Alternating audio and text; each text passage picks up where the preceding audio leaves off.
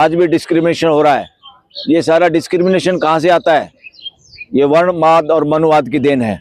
इस देश के SC ST OBC और गरीब समाज के बच्चों का हक मारा जा रहा है। वही लोग मारे हैं जो अब चिल्ला रहे हैं। मानसिकता उनकी वही है, हक मारने की मानसिकता। जो जाति के आधार पे जिनकी गरीबी का मजाक, जिनके हकों की हकमारी हो रही है, यूनिवर्सिटियों में गुंडागर्दी चल रही है।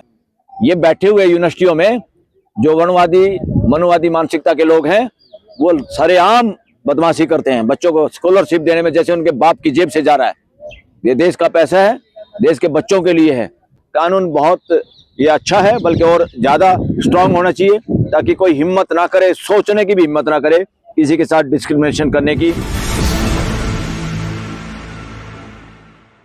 कानून जो रेगुलेशन आया है, पिछले रेगुलेशन थे 2012 में, उन रेगुलेशन ने काम नहीं किया।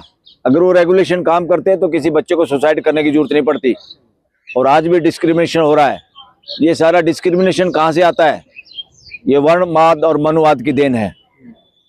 जब तक जैसे एंटी टर्माइट होता है ना, कि दीमक को खत्म करने की दवाई, या दीमक को खत्म करना है, घर को अगर जिंदा रखना है, फर्नीचर को जिंदा रखना है, तो इसलिए कास्ट डिस्क्रिमिनेशन को खत्म करना बहुत जरूरी है।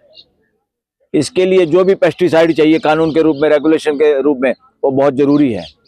ये बहुत देर से आया है और इसमें धन्यवाद करूंगा मैं जस्टिस रमन्ना का, जिसने नोटिस किया था 2019 में, जो चीफ जस्टिस बने थे। उसके बाद इसमें बहुत योगदान, 5-6 जजों का योगदान रहा।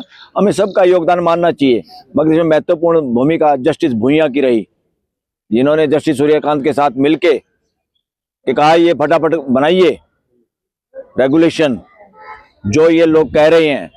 और जो एग्रीव्ड लोग हैं उनके पटिशन और उनके पॉइंट 10 पॉइंट इन्होंने दिए थे दोनों बच्चों की माओं ने, कि 10 पॉइंट कम से कम शामिल किए जाएं इस रेगुलेशन के अंदर, जो हमें जिस बीमारी का इलाज करना है उसमें से लगभग शामिल किए गए हैं, कुछ बाकी है, बल्कि और कठोर बनाना चाहिए था। और कौन किसकी शिकायत करता है? किसको झूठी दरखास्त से डर लगता है? क्यों लगता है? लेकिन जो विरोध प्रदर्शन कर रहे हैं वो कह रहे हैं हमारे बच्चों का अधिकार छीना जा रहा है। बकवास कर रहे हैं। जो ये कर रहे हैं वो जातिवादी मानसिकता से ग्रस्त हैं, वर्णवादी मानसिकता, मनुवादी मानसिकता से ग्रस्त लोग हैं। उनको अपना इलाज करना चाहिए और इससे उभरना चाहिए। जातिवाद, वर्णवादी विचारों से बाहर आना चाहिए।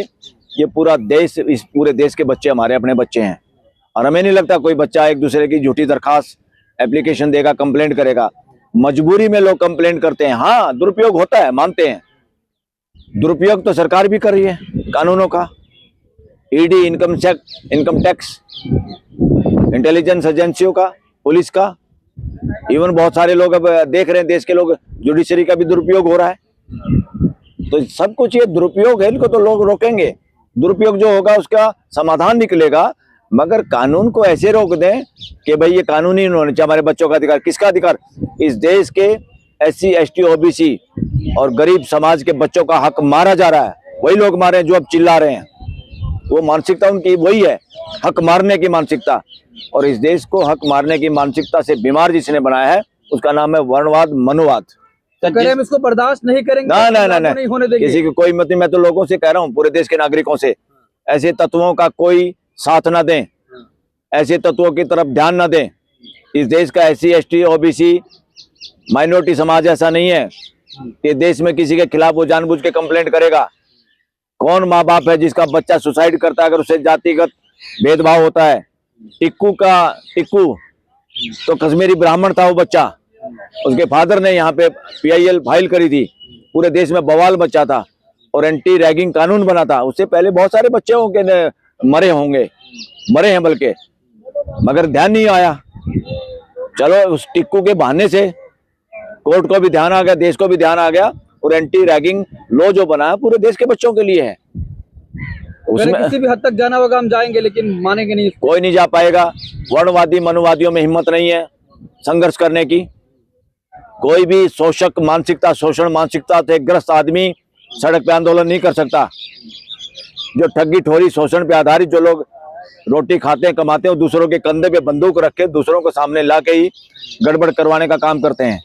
इस मामले में पूरे देश SC ST OBC माइनॉरिटी और जो लोग दूसरे समाजों से हैं, जिनको मैं बार बार कहता हूं उनको बोलो non SC, non ST, non OBC, non minority समाज, उसको सवर्ण समाज मत बोलो। ये देश में बदमाशी चल रही है। कौन सोने का आदमी, कौन चांदी का, कौन पीतल और कौन लोहे का आदमी है?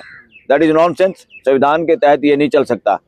तो उनको डरने की जरूरत नहीं, बिल्कुल भी कतई, बल्कि साथ दो उस समाज का जो जाति के आधार पे जिनकी गरीबी का मजाक, जिनके हकों की हकमारी हो रही है, यूनिवर्सिटियों में गुंडागर्दी चल रही है, लोगों को नौकरियां नहीं दी जा रही, जानबूझ के नॉट फाउंड सूटेबल लिख दिया जाता है बच्चों पे, रिजर्वेशन की पोस्टों पे, कि इनमें योग्यता नहीं है।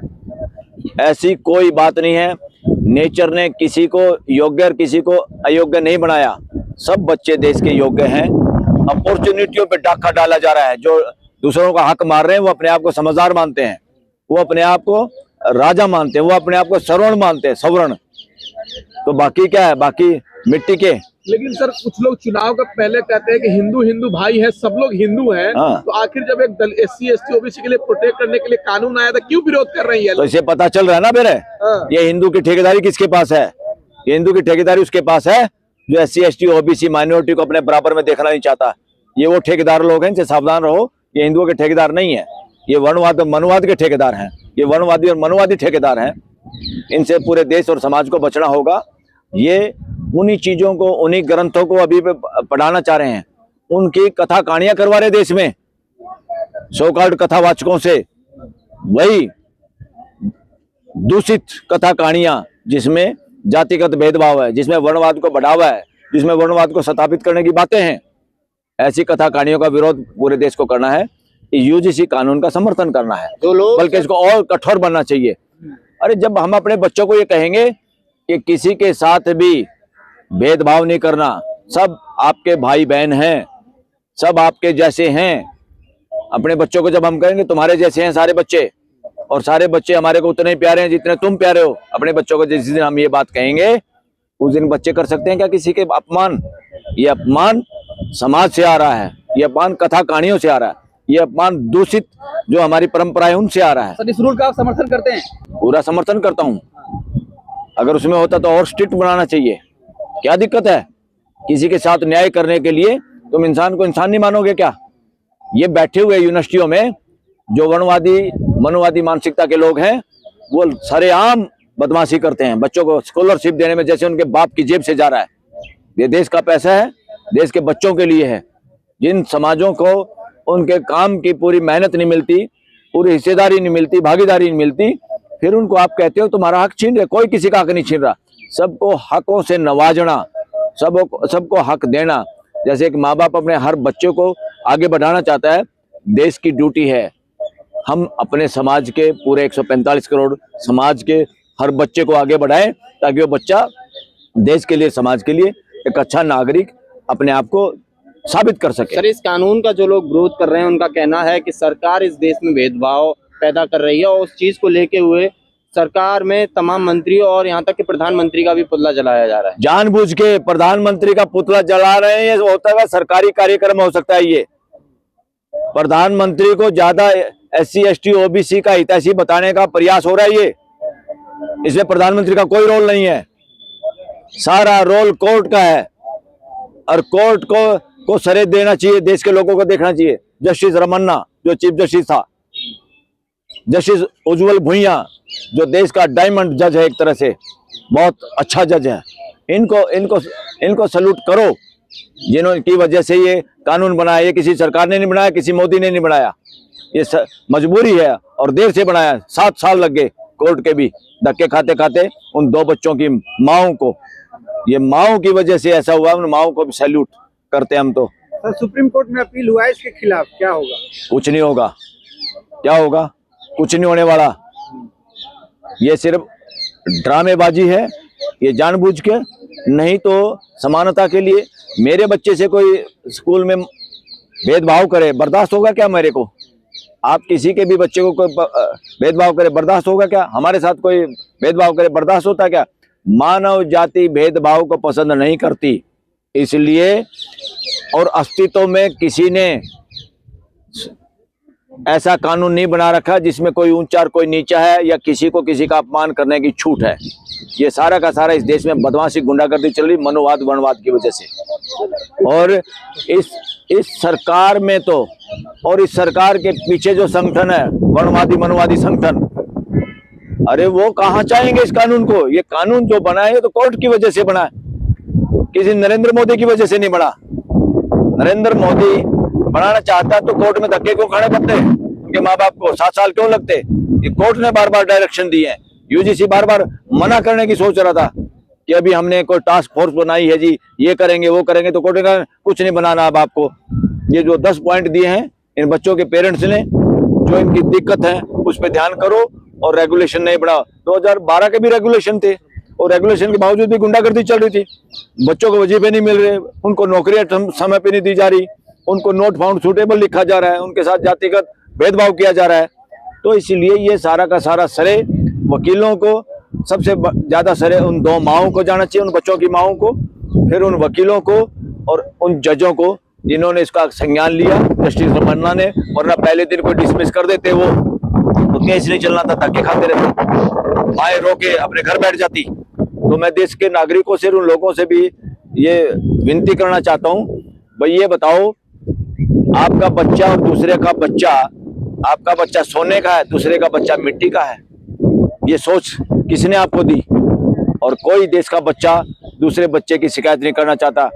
हर बच्चा न्याय पसंद होता है, न्याय को पसंद करता है। अगर उसके साथ भेदभाव नहीं होता, उसके साथ प्यार से भाईचारा होता, तो कोई किसी की शिकायत नहीं करता।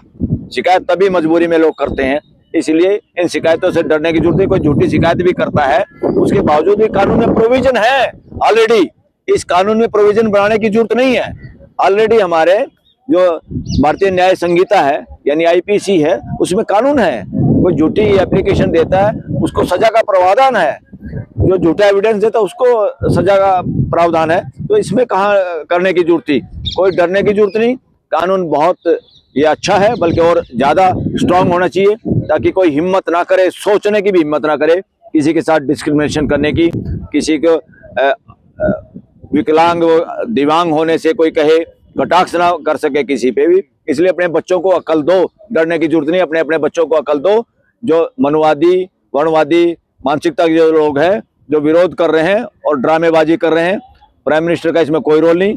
प्राइम मिनिस्टर ने इसने कुछ किया नहीं। प्राइम मिनिस्टर को खामखा हीरो बनाने की कोशिश मत करो इसमें, कि वो उसको SC ST OBC माइनॉरिटी का रहनुमा बनाने की साजिश हो रही है ये, और कुछ नहीं है। उनका कोई रोल नहीं है और देश के लोग इस कानून से खुश हैं, बल्कि इससे भी स्ट्रॉन्ग कानून और बनने की